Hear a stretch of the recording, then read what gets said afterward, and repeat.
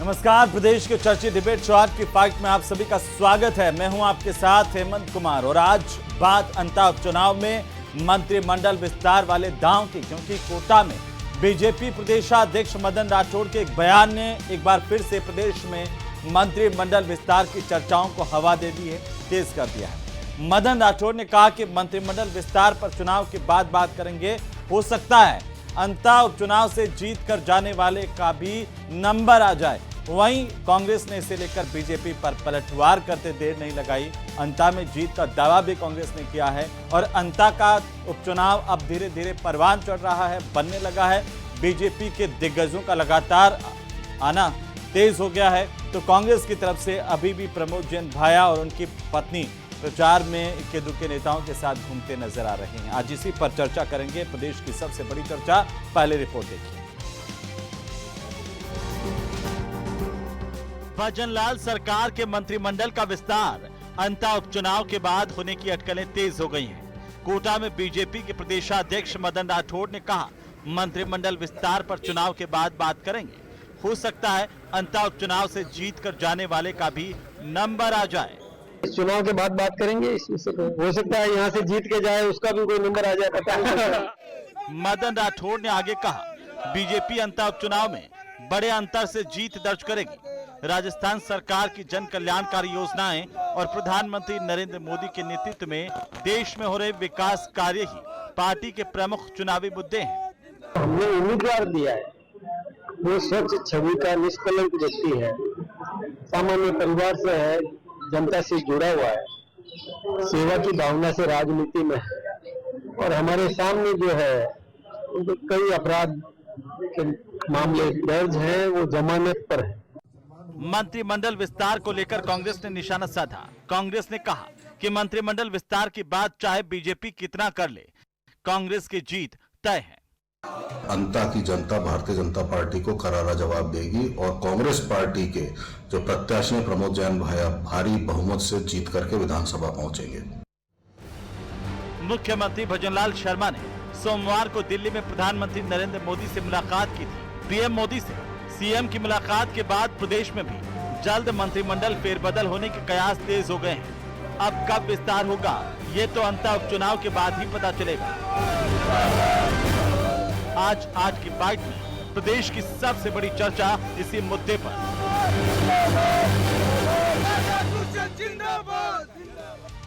तो चलिए डिबेट की शुरुआत करें। उससे पहले आज के सवालों पर नजर डालते हैं। आज के सबसे बड़े सवालों में सवाल नंबर 1 ये कि अंता के रिजल्ट के बाद ही अब मंत्रिमंडल का क्या विस्तार होगा, ये बात साफ हो गई है। सवाल नंबर 2, मंत्रिमंडल विस्तार संकेत या सियासी दांव है अंता उपचुनाव को लेकर, क्योंकि मदन राठौड़ का जो बयान है वो क्या दर्शाता है उसे भी समझने की कोशिश करेंगे, सवाल भी पूछेंगे। सवाल नंबर 3, विकास का दावा, विस्तार का क्यों वादा। जब विकास की ही बात पर चुनाव हो रहा है तो मंत्रिमंडल विस्तार को लेकर के क्या लालच दिया जा रहा है जनता को, इसे लेकर के भी बात करेंगे, सवाल पूछेंगे। और आज आपको बता दें कि अब धीरे धीरे जो अंता का चुनाव है वो परवान चढ़ने को आप देख सकते हैं। धीरे धीरे चुनाव प्रचार तेज हो रहा है। बीजेपी के दिग्गजों का भी लगातार जो दौरे हैं वो बढ़ गए हैं। कांग्रेस भी कह रही है कि हम भी बड़े नेता वहां पर पहुंच रहे हैं। तो ऐसे में आरोप प्रत्यारोप भी तेज हो गए हैं। आज जरा इसे समझने की कोशिश करेंगे। हमारे साथ खास मेहमान जुड़ चुके हैं। सबसे पहले मैं परिचय करवा दूं, हमारे साथ हैं मदन प्रजापत, भारतीय जनता पार्टी के प्रवक्ता, अंता में लगातार डेरा डाले हुए मदन जी आजकल। और हमारे साथ में आर तिवारी हैं, कांग्रेस पार्टी के प्रवक्ता। तिवारी साहब अभी जयपुर में ही हैं। और साथ ही साथ हमारे साथ आशुतोष रावत हैं, वरिष्ठ पत्रकार के तौर पर। निरंजन पौद्दार हमारे साथ हैं, राजनीतिक विश्लेषक के तौर पर। मदन जी, आप ही से शुरू करेंगे। ये जो आज आपके नाम राशि भारतीय जनता पार्टी के प्रदेशाध्यक्ष मदन राठौड़ जी ने कहा है, उसे क्या समझें? जनता को लुभाने के लिए एक दांव समझें या फिर ये वादा है हाड़ौती के लोगों से कि उनका वाकई मंत्रिमंडल के अंदर जो है भागीदारी और ज्यादा बढ़नी चाहिए? हेमंत जी, भारतीय जनता पार्टी यहाँ कब किसको क्या मिल जाए, माननीय प्रदेश अध्यक्ष जी ने यही कहा है कि मंत्रिमंडल विस्तार होगा, हो सकता है कुछ भी हो सकता है। तो ये तो भारतीय जनता पार्टी के अंदर कोई फिक्स थोड़ी है। जिस तरीके से कांग्रेस के अंदर एक परिवारवाद चलता है और एक लोगों के पास में पूरी कांग्रेस को गिरवी रख देते हैं, हेमाराम चौधरी जी ने कहा वहां पे बाड़मेर के अंदर कि बाड़मेर के बढ़ते हुए कदमों को कांग्रेस ने मेवाराम जैन के पास गिरवी रख दिया है। 12 की जो कांग्रेस है उसके पास में, प्रमोद जैन भैया के पास में वो गिरवी रखी हुई है। यहाँ पंचायत समिति प्रधान का चुनाव लड़ेंगे तो प्रमोद जैन भैया के यहाँ से जिला प्रमुख बनेगी तो उनकी पत्नी बनेगी, विधायक का चुनाव प्रमोद जैन भैया लड़ेंगे और सांसद का चुनाव उनकी पत्नी लड़ेगी। तो और कोई कार्यकर्ता है नहीं हमारे पास, तो बड़ी फेरिस्ट है। और हम चाहते हैं इसके कि बावजूद प्रत्येक भी को मौका सरपंच मिले। और तो प्रधान माननीय तो एक अध्यक्ष ही ने कहा परिवार कि से आते ही हैं। नहीं वो अलग देखिए वो बात। जनता जो, जी मैं तो ये कह रहा हूँ कि मोरपाल जी का ऐसा नहीं है कि उनके अलावा और कोई प्रधान ही नहीं है उनके परिवार के अलावा। सही बात है। सरपंच अगर उनकी पत्नी बनी है तो सरपंच किसी सिंबल पे नहीं लड़ा जाता, सरपंच जनता लड़ाती है गांव पे। प्रधान का चुनाव जरूर भारतीय जनता पार्टी के सिंबल पे होता है। लेकिन आप एक चीज बता दीजिए कि प्रमोद जैन भैया विधायक का चुनाव लड़ा प्रमोद जैन भैया ने, जिला परिषद का चुनाव लड़ा प्रमोद जैन भैया जी की पत्नी ने, जिला प्रमुख बनी प्रमोद जैन भैया जी की पत्नी, सांसद का चुनाव लड़ा प्रमोद जैन भैया जी की पत्नी ने, और यूथ का अध्यक्ष बना प्रमोद जैन भैया का बेटा। तो और कोई कार्यकर्ता का नाम आपके पास हो किसी क्षेत्र के अंदर 12 से, तो आप मेरे को अवगत करा दीजिए। मैं ये कह रहा हूं कि अंत का चुनाव विकास वर्सेस भ्रष्टाचार का है। और मैं तो एक ये चीज ये कह दूं मंत्रिमंडल कि वाला जो दांव क्या है बीच में कि जो जीत जाए हो सकता है कि वो नहीं, जो मंत्रिमंडल में, ये पत्रकार वाला दांव क्या है? ये आप जैसे पत्रकार अगर सवाल पूछेंगे तो उसका जवाब देना पड़ेगा ना। किसी ने कहा मंत्रिमंडल का विस्तार कब होगा, तो 11 तारीख बाद होगा। उन्होंने क्या कहा, पूछा कि यहाँ से हो सकता है, तो उन्होंने कहा बिल्कुल हो सकता है। भारतीय जनता पार्टी में तो कहीं से कुछ भी हो सकता है। मैं फिर कह रहा हूँ ना, कार्यकर्ताओं की पार्टी है, कार्यकर्ता तय करते हैं। यहाँ पे कोर कमेटी तय करती है, सिर्फ नेतृत्व ठीक है। तिवारी दिल्ली दरबार साहब, थोड़ी तिवारी तय साहब वो करता कह रहे है। हैं बीजेपी में राजस्थान कब की यशस्वी मुख्यमंत्री किसको पार्टी क्या है। मिल जाए ये कहा नहीं जा सकता, नई टैगलाइन है। क्या मिल जाए बीजेपी में? कांग्रेस में आपके क्या होता है? अभी तक तो नेता नहीं पहुंच रहे। तिवारी साहब आप भी जयपुर में बैठे हुए हैं, बताइए। हेमंत अब तिवारी जी को कहाँ परेशान करेंगे आप प्रजापति बिना बात जी। नहीं कर पा रहे हैं। अरे भारतीय जनता पार्टी की राजस्थान की सरकार में मदन राठौड़ के कहने से कोई मंत्री बनेगा क्या? वो तो भजनलाल जी को नहीं मालूम कौन कब बनेगा, उनकी पर्ची कब चल जाए। आपके जैसे तिवारी अशोक गहलोत जी के कहने से नहीं बनेगा, मदन राठौड़ जी के कहने से बनेगा। मदन प्रजापति को, सुरेंद्र पाल टीटी को बनाया था ना आपने मंत्री। आपने चुनाव लड़ने से पहले वह हुआ था ना चुनाव गंगानगर में, आपने तो सुरेंद्र पाल टीटी को शपथ दिला दी मुख्यमंत्री के साथ में। ये तो लॉलीपॉप दिया आपने केवल जनता की जनता को। वो सुरेंद्र पाल टीटी तो मंत्री के रूप में हारा। ये जनता माई बाप है लोकतंत्र में। वह भैरव सिंह शेखावत जैसे कद्दावर नेता को हरा दिया वही जनता ने। अरे मदन प्रजापति अहंकार में मत ढूंढो। आपका कौन उम्मीदवार है? मोरपाल जी को कहां से लेकर के आए आप? आपके पास में बड़े नेता नहीं थे। आप गाली देने के अलावा कुछ नहीं करते हो। राजस्थान के अंदर अगर हमारा प्रमोद भैया के ऊपर मुकदमे हैं तो वो मैं जवाब दूंगा इसका। मैं 10 सेकंड कह दीजिएगा रहा मुझको। हूं, अरे तड़ी पार तो नहीं है। आज देश का प्रधानमंत्री जो बना है वो तो गुजरात से तड़ी पार थे। नहीं, ये तो गलत बात है। नहीं, ये गलत बात है। तिवारी ये जी जरा तिवारी साहब शब्दों का नहीं, प्रयोग सोच समझ के प्रधानमंत्री करिएगा, पर आप इस तरह से अन्यथा मैं राहुल व्यक्तिगत गांधी के लिए टिप्पणी बोलने लगूंगा तो आप डिबेट छोड़ के भागते नजर आएंगे। शब्दों का चयन गलत थोड़ा बात। सोच समझ के कीजिएगा। व्यक्तिगत तौर पर वरना इस मैं तरह जब की बोलूंगा टिप्पणी राहुल नहीं गांधी और प्रियंका गांधी के लिए आपका था तो ना आप विधायक। डिबेट छोड़ के भागते नजर आएंगे। जिस तरीके से राहुल गांधी सदन से भागता है ना, आप डिबेट से भागेंगे। एक सवाल का जवाब मैं जरूर दे दूं हेमंत इनके का। ये कह रहे हैं कि मोरपाल सुमन कहां से लेके आए? अरे भारतीय जनता पार्टी का कार्यकर्ता भ्रष्टाचारी को तिवारी लेके साहब नहीं आए। बाकी सब तिवारी जी ठीक है, लेकिन प्रधानमंत्री के सम्मानित पद के लिए ये तू तड़ाके वाली भाषा अच्छी नहीं है सर। रिश्वत लेते पकड़ा गया था। सुनिए तिवारी साहब, इसका राजनीतिक दल का राष्ट्रीय देश के प्रधानमंत्री को लेकर के ये आईना भाषा देख जो है, लीजिए। वो अच्छी नहीं है तिवारी आपके साहब। एक विधायक ने, जवाब भी सुनेगा। तिवारी जी आईना देख लीजिए, आपके एक विधायक ने सबके बाल मुंडवा के और ये कहा था तत्कालीन मुख्यमंत्री को कि मुख्यमंत्री जी मेरे सर के बाल में आपको भेंट कर रहा हूँ, आप अपराधियों के संरक्षक मत बनिए, भ्रष्टाचारियों के संरक्षक मत बनिए, संज्ञान लीजिए। तो ये भ्रष्टाचारी पार्टी क्या कह रहे हैं? और दूसरा सुन लीजिए, आप प्रधानमंत्री जी के लिए बोल रहे हैं अपशब्दों का। आपके राहुल गांधी का पता है क्या? आजादी के स्वतंत्रता सेनानियों का 5,000 करोड़ रुपया छीन गया। जो स्वतंत्रता सेनानियों को नीचे उसकी बात आप मेरे से कर रहे हैं क्या? किसकी ने आपको संज्ञा करते हैं? और माननीय न्यायालय ने निर्दोष साबित किया है। न्यायालय प्रक्रिया करके आए हैं। आपके जैसे न्यायालय के ऊपर प्रश्न चिन्ह लगा के नहीं आए। माननीय न्यायालय ने पूरा केस लड़के आए। राहुल गांधी को न्यायालय बुलाता है जब कार्यकर्ताओं की फौज लेके इकट्ठा हो जाते हैं, न्यायालय का अपमान करते हैं। हम न्यायालय का सम्मान करते हैं, न्यायालय में जीत गए हैं। उस राहुल गांधी के जैसे भगोड़े नहीं है जो सदन में सवाल पूछता है भाग जाता है। आपका नेता भगोड़ा है, भगोड़ा है, 4 बार आपका नेता भगोड़ा है। भगोड़ी पार्टी यहाँ से भी भागेंगी। ये चाल चरित्र चेहरे वाली भारतीय जनता पार्टी का आप सिखाए चाल चरित्र चेहरा, आप सिखाए चाल चरित्र चेहरा। किस मुंह से चाल चरित्र चेहरे की बात करते हैं तिवारी जी? थोड़ा सा शर्म कर लीजिए चाल चरित्र चेहरे की बात करने वाले। आपके मुंह से शोभा नहीं देता चाल चरित्र चेहरा। आप जानते हैं किस तरीके से इमरजेंसी ठीक है, लेकिन तिवारी साहब आप जैसे वरिष्ठ नेता से, इतने बड़े नेता से, जमीन नेता से इस तरह की अपेक्षा नहीं होती कि हल्के शब्दों का इस्तेमाल करें। एक उपचुनाव है, आप उसमें देश के प्रधानमंत्री को घसीटने की कहाँ जरूरत आ रही है? फिर आप आपस में व्यक्तिगत हो जाएंगे और फिर वो कहेंगे कि वो देखो गलत बोल रहे हैं। गलत बात है। संस्कार नहीं हो सकते, ये संस्कार आते हैं इनके अंदर। संस्कार जहाँ पे आएंगे वहाँ पे आप सम्मान की बात और संस्कृति की बात और भाया की तुलना आप प्रधानमंत्री से कैसे कर सकते हैं? कहाँ से करते हैं? कांग्रेस से उम्मीद नहीं कर सकते हैं आपसे। ये सब चीजें कांग्रेस से उम्मीद नहीं कर सकते। जिनके संस्कार इटली से आते हैं उनसे उम्मीद नहीं कर सकते संस्कार। संविधान को दिन के गाली बकने वाले, संविधान की धज्जियां उड़ाने वाले, संविधान का गला रोकने वाले, पानी दे दिया, रोजगार दे दिया, किसान को एमएसपी दे दी, दुरुपयोग करने वाले, चुनी हुई संसद को, प्रतिनिधियों को जेल में डालने वाले, इनसे उम्मीद करेंगे आप? ये डबल इंजन की सरकार में कमलनाथ मीणा आप ही का तो था। आप ही के मीणे ने, उम्मीद करने लायक नहीं है। ये कांग्रेस का चरित्र है और कांग्रेस का चरित्र साफ नजर आता है। तिवारी जी आपका चरित्र जनता देखती है, इसलिए 99 में हटाया है आपको। और वो जो नेता है आपका सबसे बड़ा, ठीक है, चलिए अब वापिस आप आपस के अंदर तूतू में उलझ जाएंगे। उस मुद्दे पर आते हैं। आशुतोष जी कैसे समझे इसे? क्या ये अंता की जनता के लिए लॉलीपॉप है मदन राठौड़ का बयान जैसा कांग्रेस पार्टी कर रही है, या इसके कोई और मायने हैं? देखिए हेमंत जी, बहुत स्वाभाविक सी बात है कि जब भाजपा प्रदेश अध्यक्ष से पूछा गया कि मंत्रिमंडल विस्तार कब होगा तो उन्होंने कहा कि अंता चुनाव के बाद में, और हो सकता है कि मौका अंता को भी मिल जाए।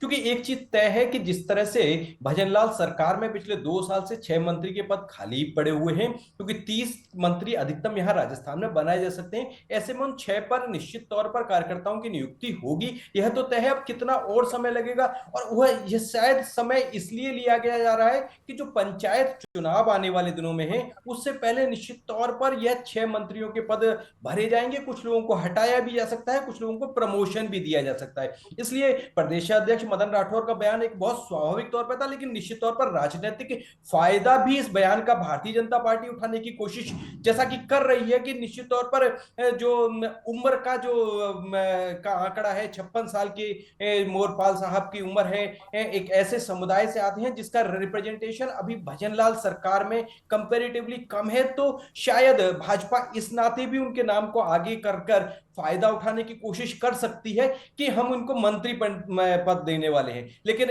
उसके इतर मुझे लगता है कि यह जो कैबिनेट विस्तार है, जो 6 लोगों की नियुक्ति है या कुछ अन्य लोगों का प्रमोशन है, वो स्थानीय निकाय के चुनावों से पहले भाजपा को निश्चित तौर पर करना पड़ेगा, क्योंकि जिस तरह के परिणाम लोकसभा चुनाव में पूर्वी राजस्थान से आए या शेखावटी से आए वो बहुत ज्यादा अच्छे नहीं थे। अगर पार्टी को इन क्षेत्रों में वापस अपने जनाधार को बढ़ाना और स्थानीय निकाय के चुनावों में जीत हासिल करनी है तो बड़े स्वाभाविक सी बात है कि पूर्वी राजस्थान को रिप्रेजेंटेशन देना पड़ेगा, आपको महिलाओं को रिप्रेजेंटेशन देना पड़ेगा। केवल मुख्यमंत्री एक युवा वर्ग से आपने चूज कर लिया, लेकिन युवाओं को रिप्रेजेंटेशन जिस तरह का मिलना चाहिए था उस तरह का रिप्रेजेंटेशन नहीं मिला, तो युवाओं को आप इग्नोर नहीं कर सकते हैं, महिलाओं को इग्नोर नहीं कर सकते हैं। तो मुझे लगता है कि स्थानीय निकाय के चुनावों से पहले भारतीय जनता पार्टी मंत्रिमंडल का विस्तार शायद जरूर करेगी, और उस चुनाव से पहले यह भाजपा की मजबूरी भी हो सकती है, और आप कह सकते हैं राजनीतिक तौर पर कि इस वर्तमान चुनाव में फायदा उठाने के लिए दिया गया एक बयान मात्र, लेकिन मैं इसे कम से कम नहीं मानता हूं। हाँ, इस बयान का भाजपा को इस चुनाव में फायदा मिल सकता है, यह एक अलग चीज। हेमंत जी, मदन जी, छोटी सी 10 सेकंड की, फिर उसके बाद मैं पोद्दार साहब के पास जाऊंगा, इसके सियासी मायने समझेंगे, लेकिन वो कह रहे हैं कि ये राजनीतिक तौर पर फायदा लेने की कोशिश जरूर हम कह सकते हैं बीजेपी की। नहीं, राजनीतिक तौर पे फायदा तो कांग्रेस का लेन देन हिसाब किताब, जब आपने इतना विकास किया तो आपको इसकी जरूरत क्यों पड़ गई? नहीं, मैं तो विकास गिनवा सकता हूँ ना। मैं नहीं, गिनवा तो सकते हो, लेकिन इसकी जरूरत क्यों पड़ गई? क्योंकि भाई मंत्रिमंडल का विस्तार होगा और उसके अंदर अंता हो सकता है, अंता से जीत कर आए उसको मौका मिल जाए। क्षेत्रीय आयुष्मान मॉडल को एचसी के अंदर मोर्चरी का निर्माण का प्रस्तावित यहाँ किया गया। क्षेत्र में 5-5 नवीन आंगनबाड़ी खोलने का प्रस्ताव यहाँ है। बजट घोषणा 2025 विधानसभा क्षेत्र अंता के अंतर्गत चंबल की दाई मुख्य सड़क में शेष 30 किलोमीटर की लंबाई जो है वो भारतीय जनता पार्टी के राज में बढ़ी गई है। 539 करोड़ रुपए की लागत से चरणबद्ध तरीके से आगामी 4 वर्षों के लिए यहाँ पे नहरीकरण का वो किया गया है। 76,920 हेक्टेयर कमांड क्षेत्र को 1 लाख से अधिक किसानों को लाभ मिलेगा। तो मैं तो ये बहुत बता सकता हूँ, लेकिन जो मैं आपको बता रहा हूँ कि मैंने अच्छा, आपने वो एक वो विधायक जी थे आपके, वो ट्रांसफॉर्मर लगाया, बोले इसका फीता काटने का पहुंच गया, उसकी फोटो डाल दी थी। अच्छा, वो आपने ये नहीं बताया हमने ट्रांसफॉर्मर लगा दिया।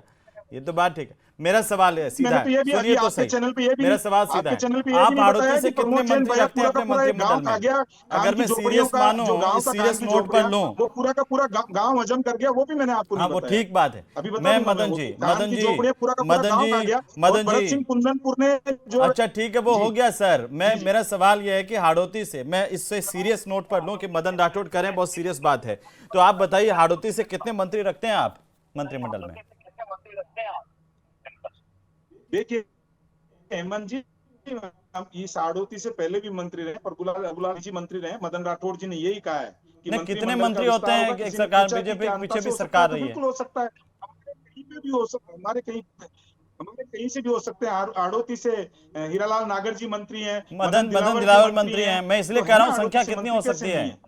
अभी आप मोरपाल सुमन जी को भी बना दें, क्योंकि कभी भी कुछ भी बनाया जा सकता है ना बीजेपी में। तो ये विषय माननीय, ये देखिए हेमंत जी, ये विषय माननीय मुख्यमंत्री जी का, ठीक है, इस पर कुछ कहना चाह रहे हैं तिवारी साहब? क्या कहना चाह रहे हैं, जोड़ना चाह रहे हैं? और विकास इतना गिनाया उन्होंने, आप सोचिए। उसका जवाब तो पूरा, हाँ हेमंत पूरा जवाब ले लीजिए उसका। टाइम हो गया सर, हेमंत थोड़ा पूरा जवाब ले लेंगे तो ठीक रह गया। आ जाऊंगा, वापिस आ जाऊंगा। अभी पोद्दार साहब भी बाकी है, छोटी सी 10 सेकंड की टिप्पणी है। मैं कह रहा हूँ हेमंत, जवाब है ही नहीं मदन प्रजापति के पास। प्रस्तावित है 4 साल में कर देंगे, प्रस्तावित है। अरे दिसंबर आ रही है, 1 महीने के बाद में मदन जी 2 साल की सरकार हो गई आपकी, सड़क बना देंगे 4 साल बाद में, गांव में विकास करा दे, आंगनबाड़ी खोल देंगे। ये प्रस्तावना मत रखो, आपके कमललाल मीणा ने, ठीक है पोद्दार साहब, इसके राजनीतिक मायने क्या समझें? ये कांग्रेस कह रही है जैसे मदन राठौड़ का बयान लॉलीपॉप है अंता की जनता के लिए, पहले एक कर चुके हैं एक्सपेरिमेंट इस तरह का श्रीगंगानगर में बीजेपी। निश्चित रूप से देखिए हेमंत जी, आज की तारीख में अगर भारतीय जनता पार्टी की जो राजनीतिक परिस्थितियों को अगर आप देखते हैं, तो चाहे यहां मदन जी हो चाहे यहां भजन जी हो, ऐसा लगता है कि भारतीय जनता पार्टी को इस समय कौन चला रहा है। भारतीय जनता पार्टी इस टाइम सारी, जिसको कहते हैं ऑटो फ्लाइट मोड पे चल रही है। और जो आपने अंता के अंदर जिस तरीके से लॉलीपॉप की बात करी, निश्चित रूप से देखिए, जो मंत्री पद वाला मंत्र इन्होंने श्री करणपुर साहब के अंदर इन्होंने सुरेंद्र पाल टीटी के लिए भी इन्होंने वही किया था, और वो ही मंत्री वाला मंत्र ही आज अंता के अंदर ये लगाना चाह रहे हैं। लेकिन वास्तविकता जानते हैं क्या है?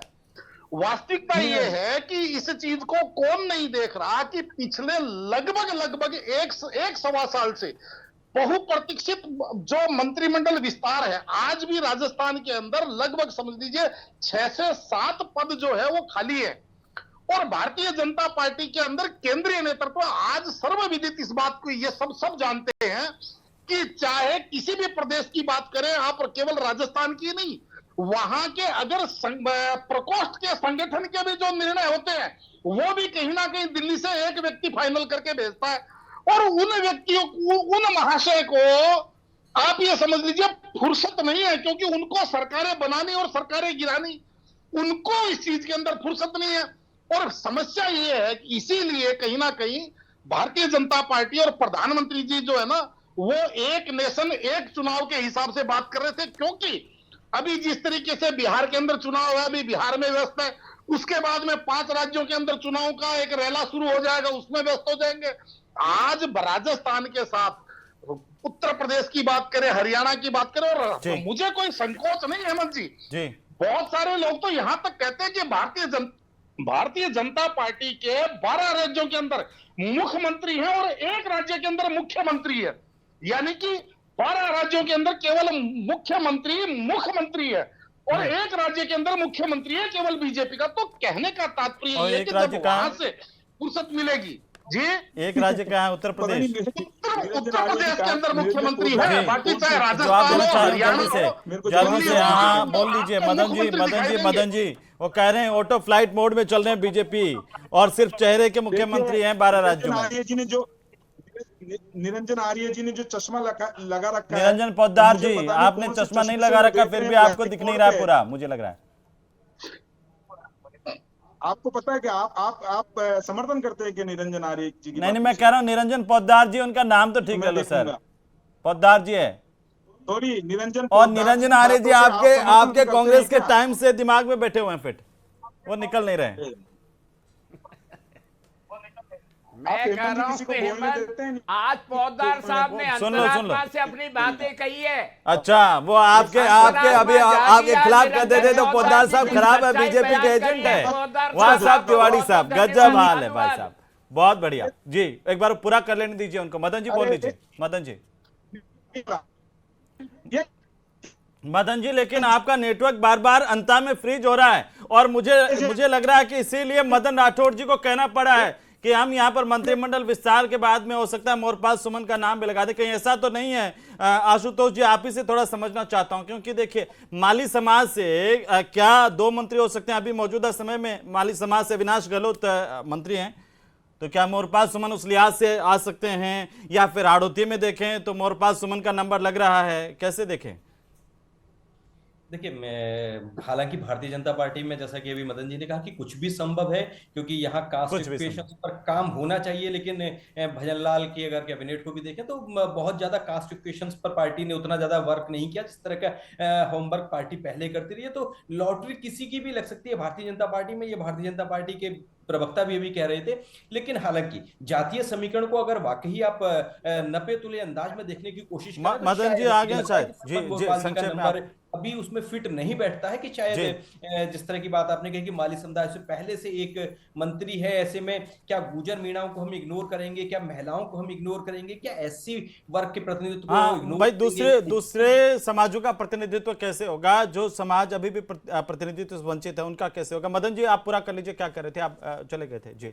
मैं इतना कह रहा हूँ जो निरंजन पोद्दार जी वो कौन सा चश्मा लगाते हैं मुझे पता नहीं है, क्योंकि इनके दिमाग में कहां से देख के आते हैं कहां से सुन के आते हैं ये तो यही बता सकते हैं। ये इनका व्यक्तिगत विश्लेषण है और व्यक्तिगत विश्लेषण के ऊपर टीवी डिबेट में बात हो मैं नहीं समझता हूँ। ये कह रहे 12 राज्यों में मुख्यमंत्री और मुख्यमंत्री कोई और चला रहा है, ये कांग्रेस की परिपाटी है, ये भारतीय जनता पार्टी की नहीं है। आप लोगों को थोड़ी बात हजम नहीं होती कि अंतिम पंक्ति में बैठे हुए व्यक्ति को कैसे दे दिया गया। गहलोत मुख्यमंत्री बनेंगे, सचिन पायलट चुनाव लड़ेगा, उसके नाम पे चुनाव लड़के गहलोत जी को मुख्यमंत्री बना देंगे। ये कांग्रेस की परिपाटी है। हमारे यहाँ जो आदमी चुनाव व्यक्ति को कोई भी जिम्मेदारी दी जा सकती है। और ये बात मुझे मालूम है निरंजन पोद्दार जी जैसे व्यक्तिगत मत होइए सर, मैं माफी चाहता हूँ, वो भी सम्मानित है, व्यक्तिगत मत होइए प्लीज। मदन जी नहीं जो आपके पक्ष में नहीं है आप उस पर व्यक्तिगत हमला कैसे कर सकते हैं सर? वो उनकी एक अलग राय हो सकती है, वो राजनीतिक विश्लेषक है, कुछ कहना चाहते हैं पोद्दार साहब भी खत्म करो प्लीज सर प्लीज। नहीं सर आज राजस्थान के अंदर भ्रष्टाचार के ऊपर नकेल कसी जा रही है, मोड़ पे हो रही है क्या? कौन से चश्मे से देखते हैं निरंजन पोद्दार जी? आपका चश्मे का थोड़ी धूल लगी हुई है। व्यक्तिगत मत होइए, मैं फिर कह रहा हूँ बहुत शुक्रिया चर्चा में शामिल होने के लिए आप सभी का। कुल मिलाकर के अंता की राजनीति में अब लगातार नेताओं के दौरे हैं, आरोप प्रत्यारोप हैं और आने वाले दिनों में और बढ़ेंगे। कौन किस चश्मे से देख रहा है, कौन किस तरीके से देख रहा है, ये तो जनता ही तय करेगी। कौन कितना अच्छा है, कौन कितना नहीं है, ये सब जनता के ऊपर निर्भर है। अंता की जनता इसका फैसला करेगी।